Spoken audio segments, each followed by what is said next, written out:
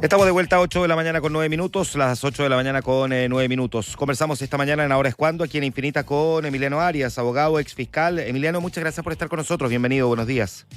Muy buenos días, Juan Manuel, gracias a ustedes. Emiliano, vamos aquí a apelar a tu conocimiento, no solo como abogado, sino que también como fiscal, para tratar de despejar algunas dudas, más allá, por supuesto, de una investigación que transita por la Fiscalía, y en estos momentos no te voy a pedir, por supuesto, ni por lejos detalles de una investigación que está en curso en el caso Monsalve, pero sí algunas cosas que pueden ayudar a entender muchas dudas que están puestas sobre la mesa. Voy a partir con la que quizás más recurrentemente se ha mencionado, y es lo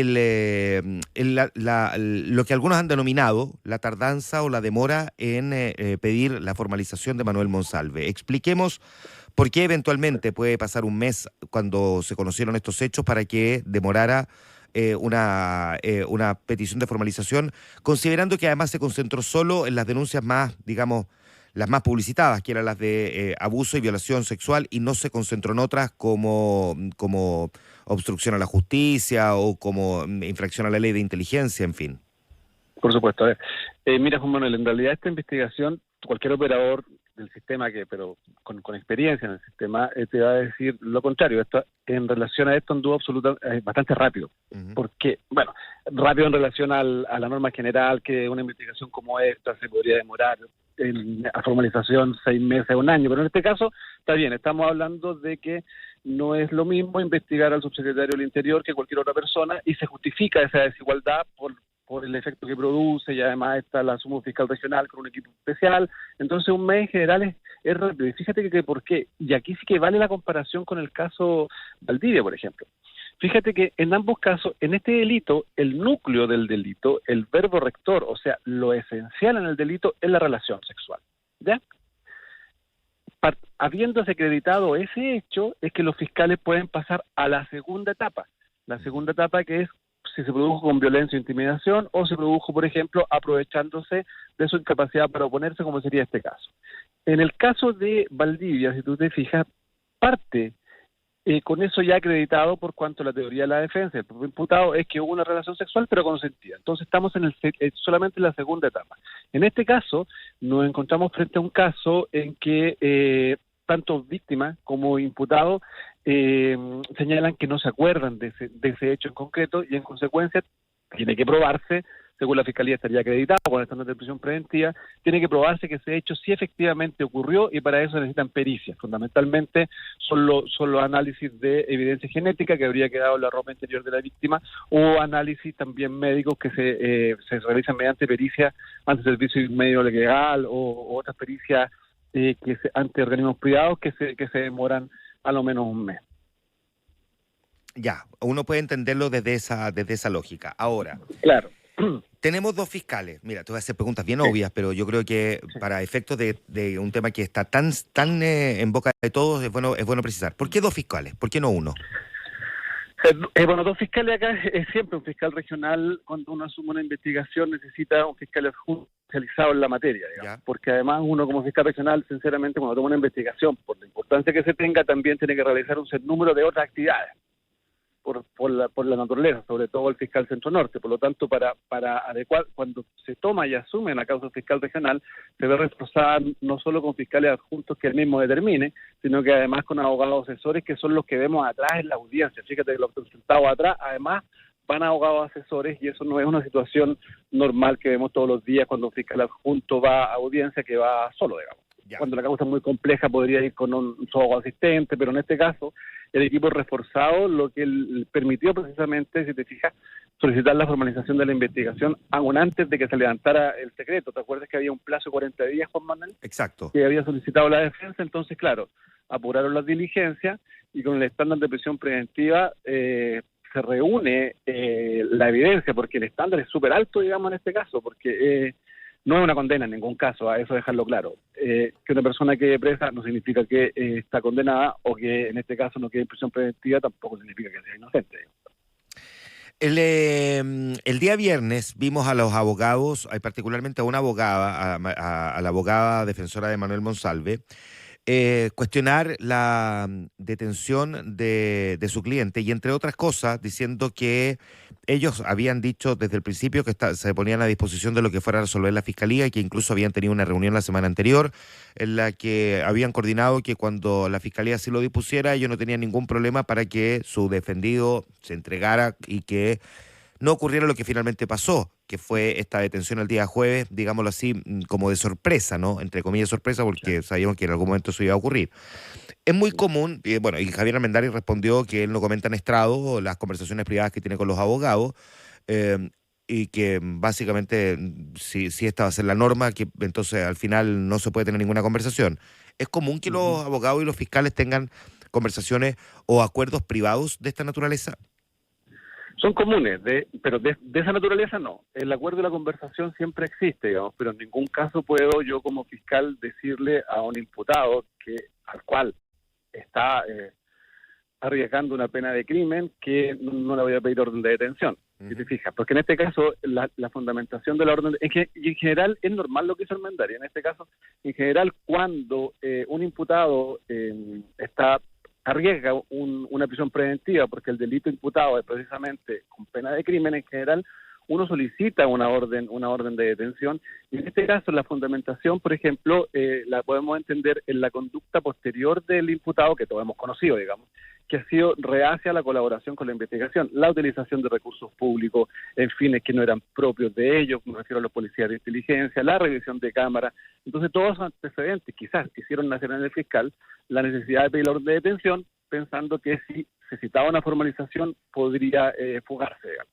Entonces, si te fijas, por ahí va la fundamentación. En general, se piden órdenes de detención y no formalizaciones de investigación cuando uno va a solicitar la prisión preventiva en la audiencia. O sea, no es tan anormal. Ahora bien, está bien, los acuerdos privados no se ventilan en la audiencia, incluso hay normas en el Código Procesal Penal que las negociaciones relativas a procedimientos abreviados, suspensiones condicionales, existe prohibición de referirla en audiencia por fiscales y abogados. Pero en este caso, claro, espero que no se haya producido, que no haya sido un incumplimiento, digamos, de la palabra, el no solicitar la orden de detención, pero sería muy difícil que se haya comprometido un fiscal a una decisión procesal de esa naturaleza en un caso como este. ¿Cuáles son las complejidades que tú observas en una investigación de esta naturaleza? Con todo lo que conlleva, estamos hablando de un ex subsecretario del Interior que utilizó al equipo de inteligencia de la PDI, que comprometió de alguna manera al gobierno, al presidente y a la ministra del Interior, que tiene todos estos componentes que lo convierten en un caso que escapa completamente a la norma de lo que habitualmente uno puede ver en episodios, digamos, equivalentes. Equivalente me refiero al tipo de delito. Sí, a ver, es como en acá el delito más grave que va a tener la Fiscalía son los delitos sexuales, que es el delito de violación y el abuso sexual que habría cometido con posterioridad. En relación a la ley de inteligencia, dejar muy brevemente de que no hay delito de la ley de inteligencia acá, porque la ley de inteligencia protege a la ley de inteligencia. Lo que la ley de inteligencia sanciona en los artículos 38 al 44, si mal no me equivoco, precisamente se refieren cuando los funcionarios que conocen informaciones propias de la ley de inteligencia la violan el secreto o lo mal usan. Sanciona en general algo así como el uso de información privilegiada en los mercados, pero en este caso cuando se obtiene la inteligencia y se utiliza para otros medios. En este caso nadie actuó en ejercicio de sus funciones, o sea, se desviaron. Entonces los delitos que hay ahí podrían ser prevaricación administrativa, mal uso de recursos públicos, que no son delitos que por pena vayan a ser tan importantes. Acá la complejidad se da como en el núcleo mismo de la conducta, que es precisamente la violación es el acceso carnal o las relaciones sexuales no consentidas o contra el consentimiento. Y en este caso, ese hecho, el núcleo, se va a construir a través de indicios, que es lo que se va a discutir el día de mañana fundamentalmente. Ese es el gran problema que tiene este caso por un fiscal, y el desafío de acreditar un hecho concreto que constituye en un momento determinado más adelante una condena cuando no se acuerdan ni la víctima ni el imputado, fundamentalmente. Y no es un desafío menor, porque si bien ahora el estándar para que una persona quede en prisión preventiva es la causa probable de que se ha cometido el delito, que estos son conceptos de la justicia estadounidense, ¿no? Es la causa probable en el Tribunal Oral de lo Penal en el futuro, el estándar es mayor, y es precisamente que se tiene que condenar a alguien más allá de toda duda razonable. Claro, que es la frase que siempre se utiliza. Aclárame también otro punto, porque por ahora el fiscal se está concentrando en estos dos delitos, pero no significa que eventualmente más adelante, si se forma la convicción a partir de pruebas que obtenga de que ha cometido otros delitos más, pueda, digamos, Claro. agregarlos y pedir una reformalización incorporándolo, ¿no es cierto? Así es, Ya. así es. ¿Existe la posibilidad que una figura como Manuel Monsalve pueda ser procesada por la ley de inteligencia? Porque hay algunos expertos que dicen que la ley de inteligencia aplica para funcionarios de inteligencia de las policías o de la Agencia Nacional de Inteligencia, pero no necesariamente para un civil. Es que a ver, la ley de inteligencia, cualquier sanciona, ¿sí? Quienes cumplen funciones de inteligencia. Yo creo que así se aplica, porque ellos sí cumplen funciones de inteligencia al Ministerio del Interior, porque forma parte del Sistema Nacional de Inteligencia, ¿ya? Y el Sistema Nacional de Inteligencia está constituido por la ANI, el director de la ANI, pero él a su vez se interrelaciona con el ministro del Interior, su secretario del Interior, y todas las fuerzas de inteligencia, que son las de ambas policías y las de las Fuerzas Armadas. Aprovecho de decir que la inteligencia es muy mala, porque no considera siquiera gendarmería, pero ese es otro tema. Sí, claro. Nuestra vetusta ley de inteligencia, en este caso, sí incorpora la autoridad política cuando cumple funciones de inteligencia. O sea, si el señor Monsalve hubiese obtenido información de inteligencia a través de un informe que a su vez le dan las policías y él la vende o viola el secreto o la entrega a la prensa, comete perfectamente un delito de la ley de inteligencia que está en la ley 19.974, el artículo 38-44. O sea, por ahí están, si no me equivoco. Porque lo que determina es la función que estoy cumpliendo en base a normativa legal, y los funcionarios políticos, el Ministerio del Interior, su secretaría, forman parte del sistema en mi concepto. Emiliano, estamos conversando con Emiliano Arias, abogado, exfiscal.